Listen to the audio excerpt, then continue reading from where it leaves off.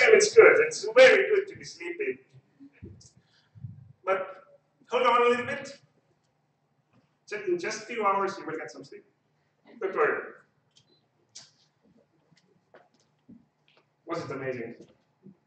Yeah. Do you have everything working? No. Okay. Do you have everything amazingly not working? Yes. We'll see that. We started not really 48 hours ago, but almost. It was quite difficult. We had lots of crazy ideas. If you remember that one. No? Okay, this is the proof. Ideas that don't get accepted will not be remembered even after 2 days. For people who were not here on Friday, we had a team who was working on taking out of the radio broadcasts or podcasts. And it was a great idea, but it got no team. However, we have 16 teams here who did get a team, who did work over the weekend. Is there anyone who didn't sleep at all? Okay, see, we have reasonable people. Is there anyone who slept at least 24 hours during that time? Okay, we have 2. One of them is mental. Okay, let's see.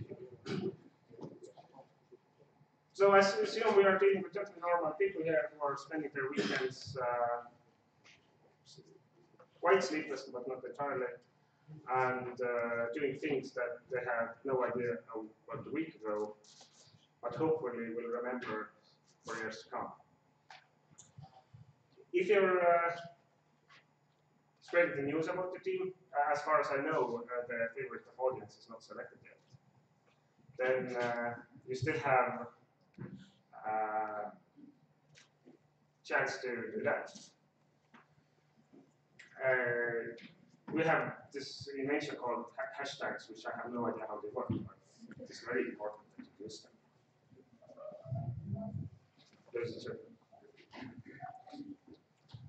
So if you're watching the live stream and you don't know where you're watching it, or if you're in the audience and want to watch the live stream, then you can go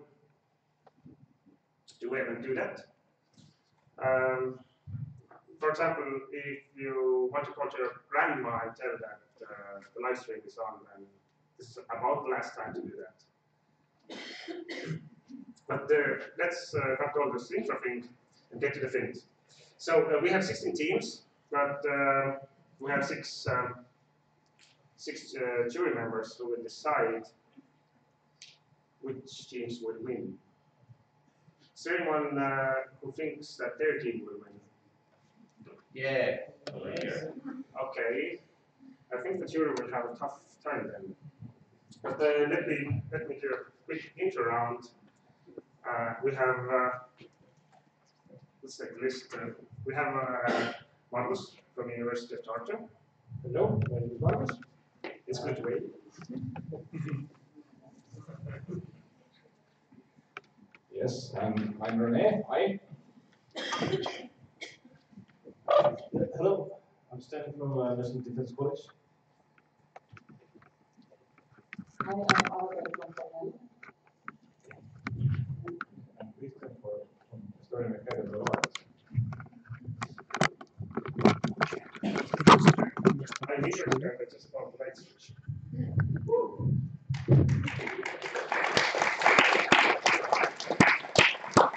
So these 6 people will decide who will go to and spend the day in the mud, who will be forced into slavery or doing further development of their project, who will go into amazing luxury brand workshop in Tallinn,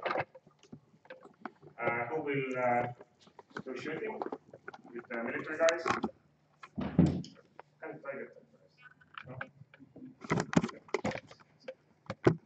Never hurts to ask. Who will go to the startup day, and who will get tickets to half, who will some other goodies which I would say I don't have yet. I can say I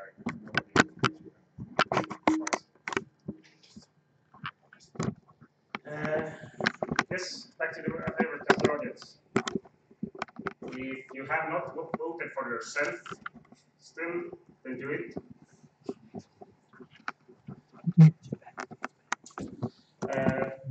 But to skip everything else, then let's go to the teams. That's the place where the forward does work. So the first team we have is tricolor. Rules are quite simple. We will have 3 minutes for demonstration and 1 minute for questions and answers. So if you're ready,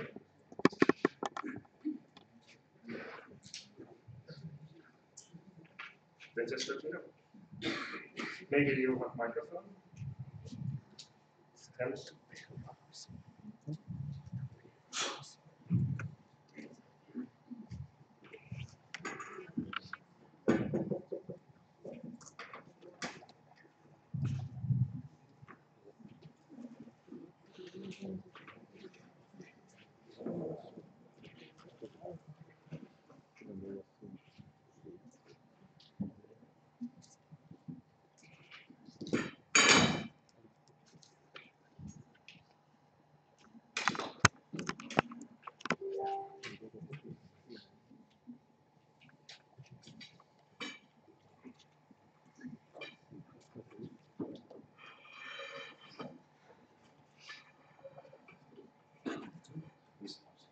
You see the team is prepared.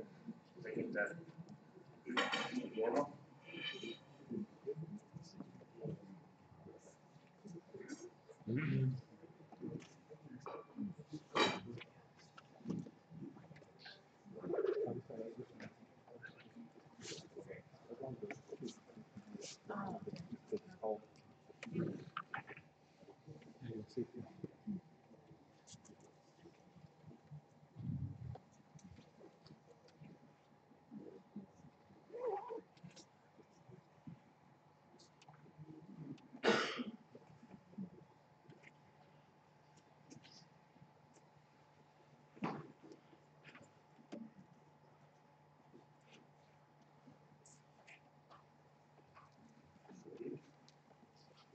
Ready, steady, go.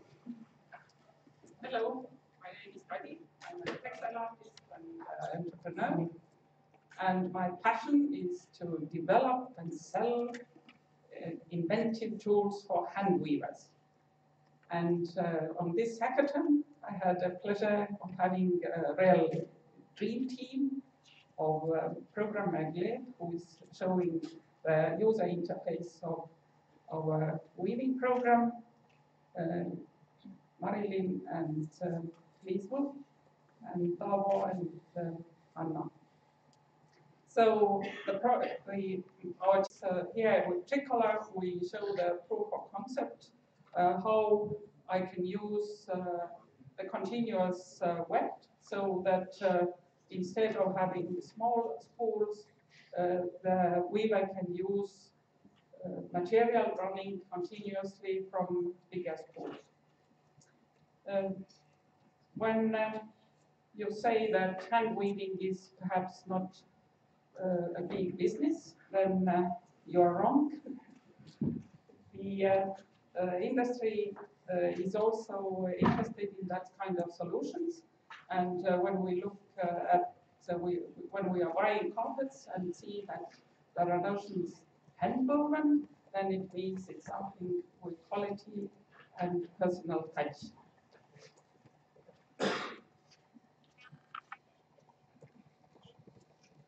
So here you see with our pop-up loom the basic idea of how this weft can be guided into the fabric. Thank you.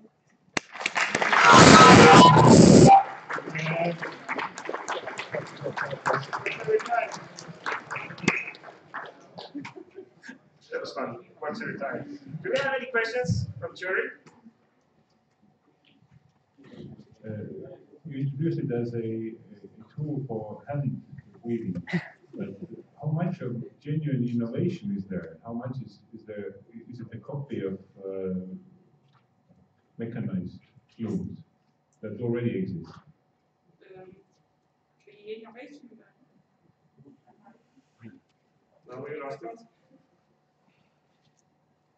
That yarns pulled into the fabric is of course exists in the industrial looms, but not with continuous weft. So all industrial fabrics are weaving like they are cut lengths of this yarn in fabric. And this is the special treat is also that weaver can use much heavier materials that are not that don't fit here, for instance. So we can weave ropes or some. Okay, any other questions? Audience? No. A big applause. Thank you.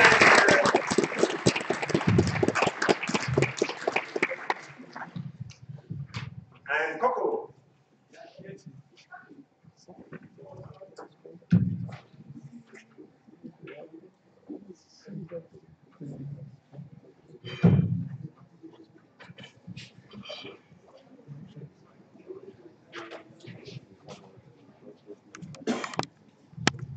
I'm preparing this pin.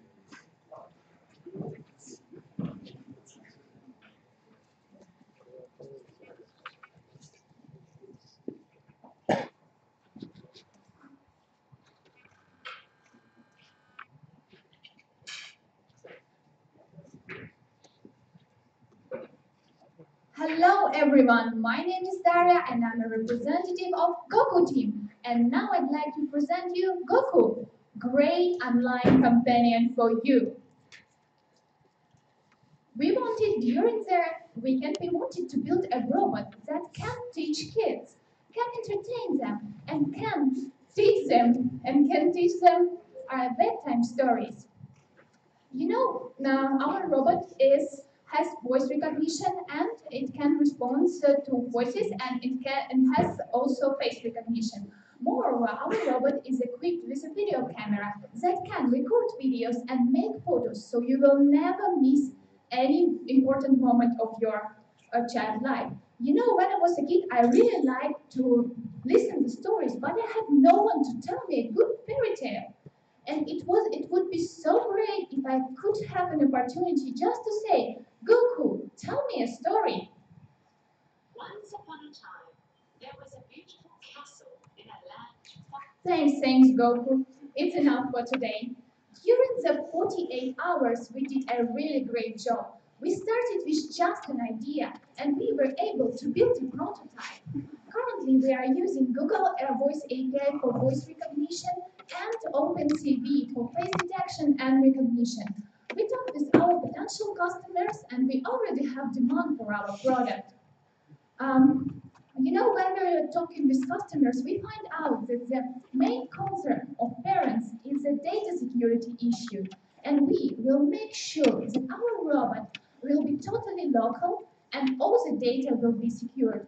Our initial market is Baltics.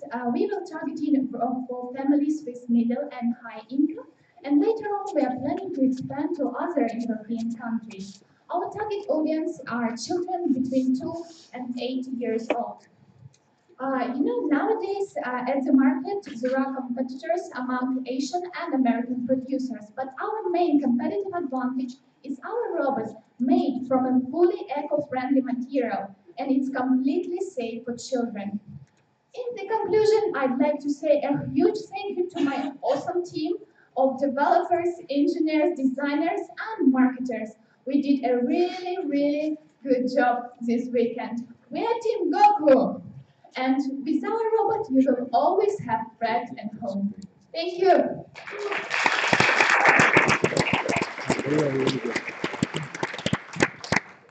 Any questions?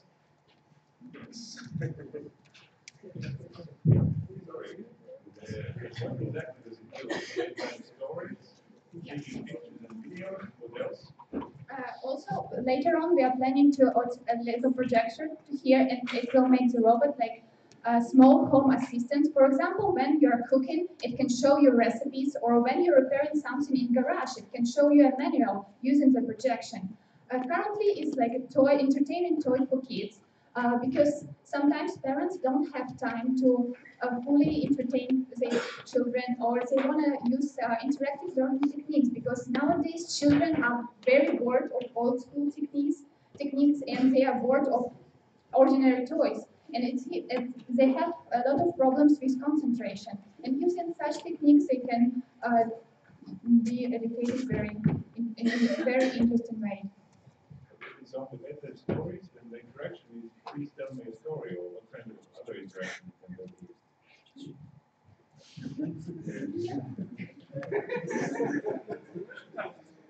Well, basically, whatever function TV it will have, for example, you can also surf through your social media accounts, or you can not only bedtime stories, you can make your children watch some educational videos, or also we are planning an app for robots control.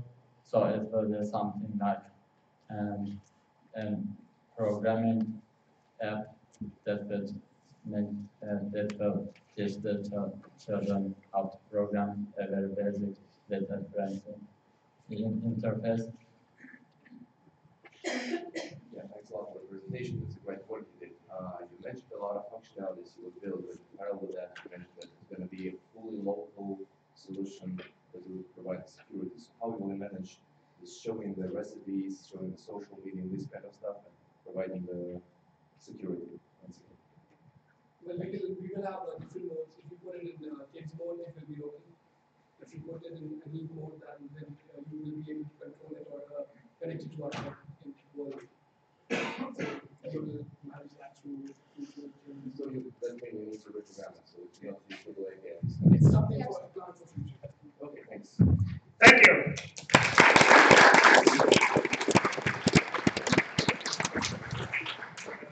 Now we have Pin, and preparing this team, which is called almost but not entirely unlike Spoody, because they changed their name. Check. Check.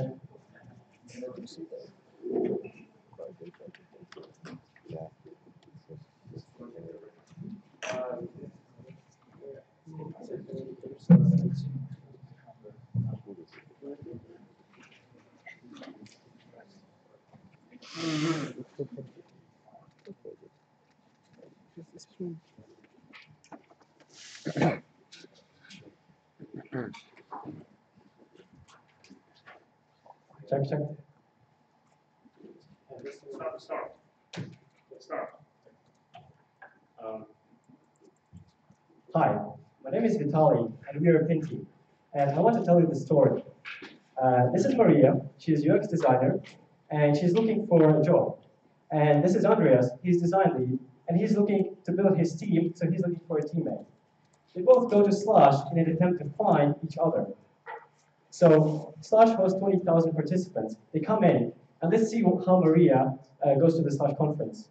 She goes in, and along with a normal conference badge that she gets, she's given this small device called PIN, which you see here. So she puts it here, and then she connects to the Wi-Fi hotspot that this device makes to select her interests.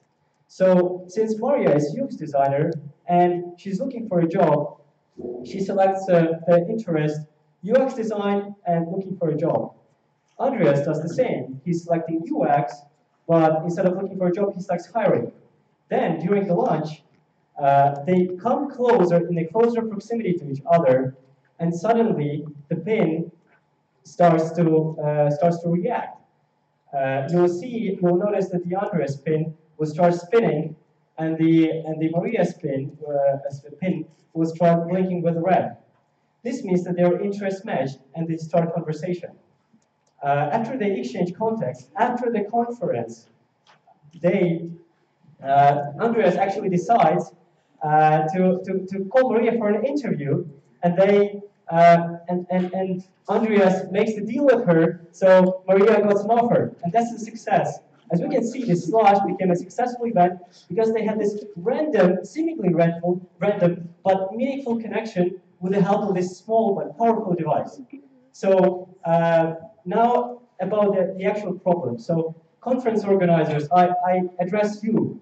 I ask you this question. How do you think participants measure the success of the conference? In my humble opinion, it's the number of meaningful connections they make during the conference that last after the conference. And as we see in the example of Maria and Andreas, they were successful in it. Our advantage compared to the great mobile apps that conference organizers already have is that the PIN device actually works offline. You don't need any Wi-Fi connection, which is great when there is a large crowd, like in Slash conference or TechChill or any other one. Our business model is simple. We rent those PIN devices, priced per one PIN, and you have no effort to set it up whatsoever. You just give it to the participants, either with a normal badge or put it at the venue, and we provide them with a booklet with all the instructions. Thank you very much. My name is Vitaly. We are PIN.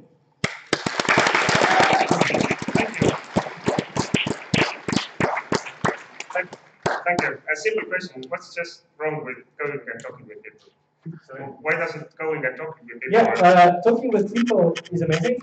What we are solving is that we want to enable these random discussions, but for people who are really interested to get something meaningful, especially business connection out of that. So we saw that Maria was looking for a job. It was a real need.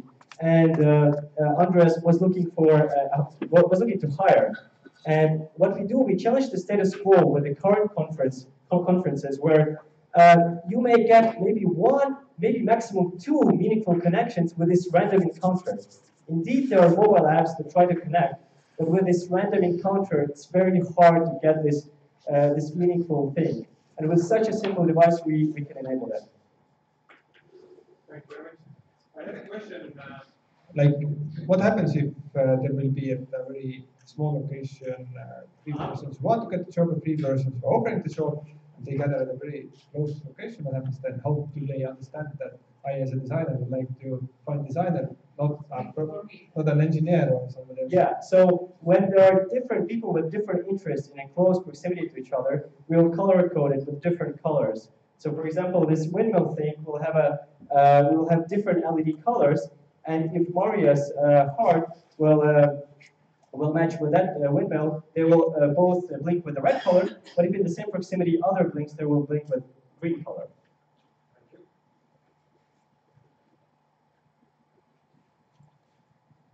What was the distance you have to be? You have to be close to everybody to the conference. That's a great question. So it's configurable. That's a good part. So if we test it, we plan to make a pilot on small meetups of 100 people to get feedback and validate our idea. Our first configuration is, I think, 5 meters. We can make it 10 meters. We can make it less, and we can even configure it per event. So, thank you. Okay. Next is the team whose name I cannot remember, and after that, preparing Rich Band.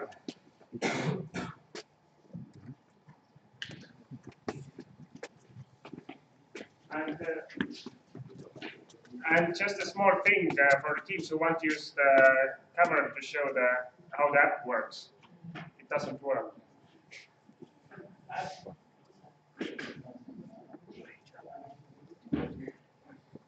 Hi, I'm Michael.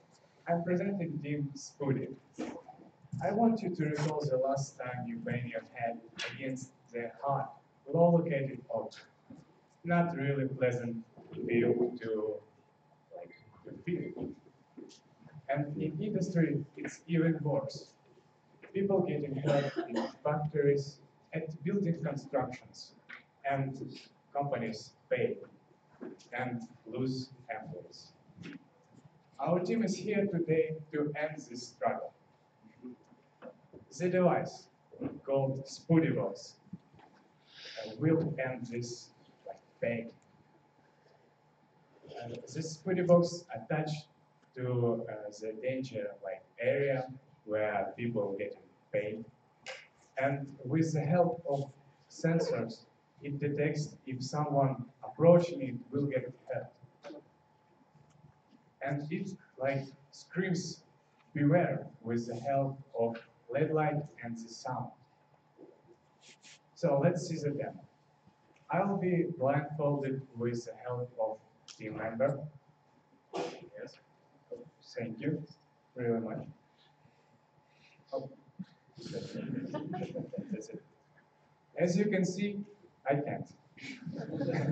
Also, if there is some pregnant woman or just weak-hearted, just turn around. Since getting.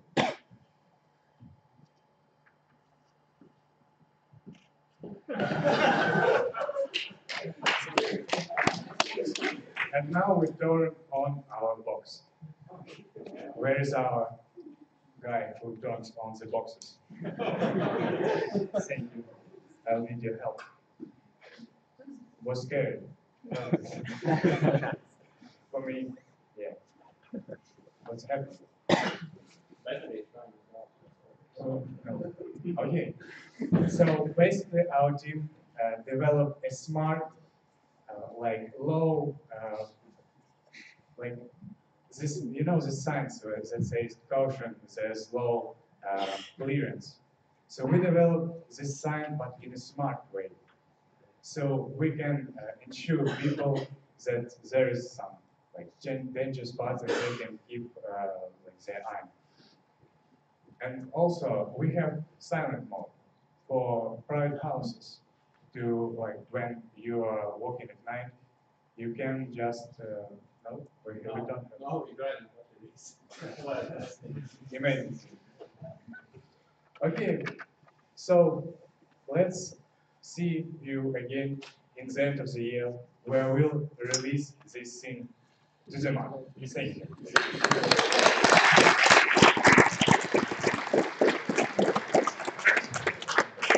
First question from me, how long do batteries last? To charge, but he never do. Very interesting solution you have made. I had a question, did I understand correctly that it will work from the horizontal axis? So when I'm walking towards that, then the prototype, yes. Can you also do it on the vertical axis? For example, can I put it on the table? Because I'm a tall person, I'm always injuring myself. Also, it will be helpful for kids to experience them out, to run over under the table. And also, we're planning to attach message notifications if the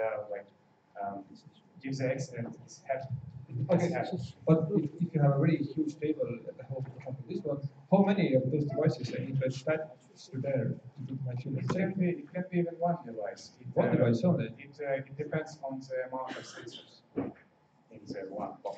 How many sensors should? For the prototype, it's only one. But to cover this table? What? To cover this table, what do you think? No, I mean for the prototype now we have one sensor, but to cover this table, I think it's about 3 or 5 centimeters. Okay, thank you. Sounds good to you? Any other questions? I would like to ask, do you know how much is it going to be cost? Oh yeah, of course. It's I was going to say that it's pretty durable thing, but we proved as a thing. Yeah, and my team said me that it's 5 euros. Yeah? 5 times. It's really easy to produce. It's not really expensive. Thank you. Thank you. So we now have ripstop. Ripstop is already a brand. They're making this unrippable fabric. Rip span, and we are preparing 4 rips.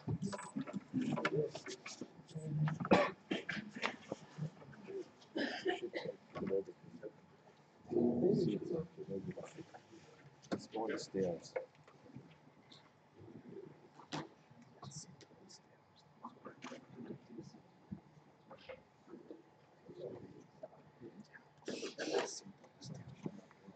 That's a good.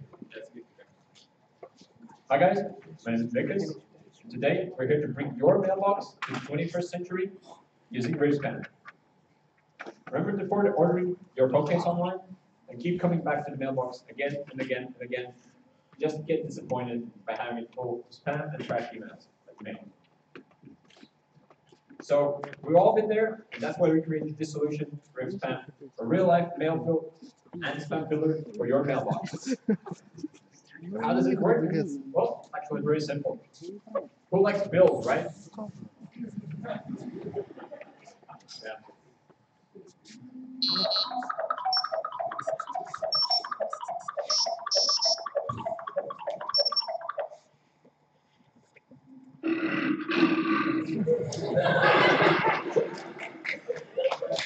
Yeah, you won't be caring about those anytime soon.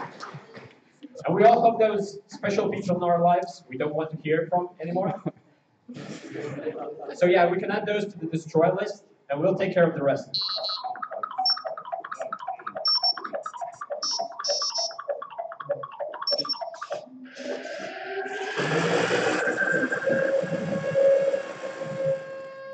Almost. It's a prototype. Okay, so what about the real mail? So we actually care about the things that we receive. So we thought about that too, and we developed a new notification system for you. So when a new mail arrives, you get a notification with the contents of what it is, so you know what to expect when you arrive at the box. Looks like our phone case arrived from Amazon. So who wants one? Everyone. Yes. Okay, so the red stuff will come in two variations. One as a ready-to-install mailbox to replace your old one, or as a modular attachment to your previous one, so you just have to change it. The stock one comes with a shredder. We'll also add flamethrower, fire extinguisher, and other kind of fun mods later down the road. So we spent the last 48 hours working on organizing your mail, so you don't have to worry about that anymore, ever. Yeah, let us take care of your boring mail so you can focus on the important ones. Thank you.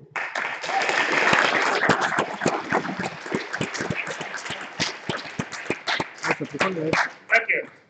This stuff, this runs in the cloud, yes? For now, yes. Okay, so what do you do with collected addresses and information about our mail? So maybe Carlos can answer this question. So yes, basically we're using Google Cloud, Google natural language cloud mechanism to recognize what is in the email itself. So we have a couple of lists. We match content of the email against the list, and then we decide what to do. So basically, we have white list, which will be delivered to you. We have a gray list, which will be thrown away, and black list, which is going to be destroyed. Will you also sell the data about who writes me?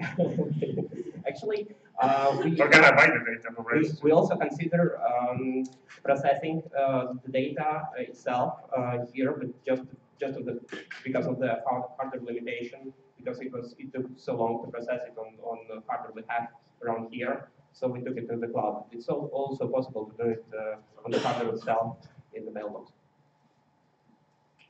Yeah, cool. More questions? Normally on the letter there is a receiver's address, not the sender's address. So how you make the difference?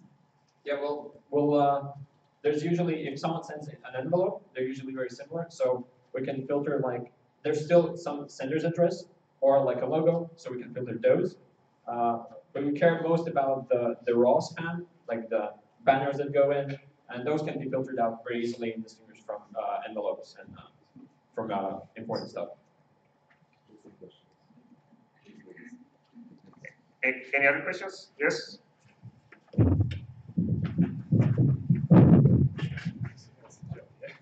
Okay, and mailmans, they are not so gently put in one letter. What if they put 3 letters straight in the home?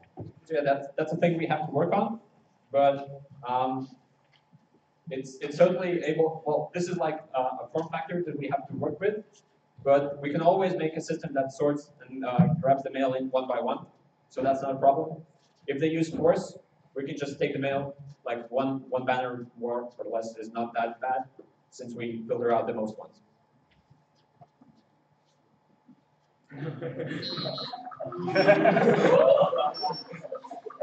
Actually, if we had like backend up.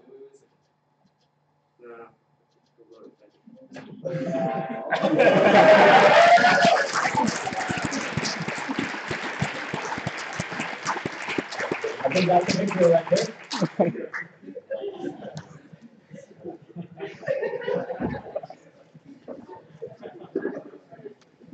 I'm preparing 3 debates.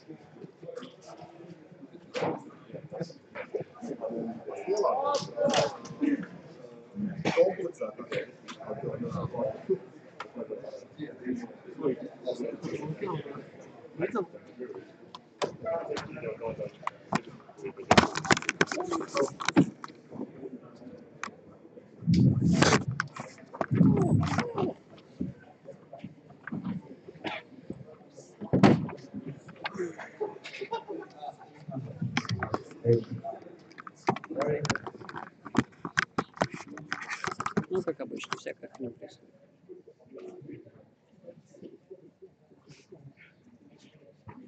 Ну все.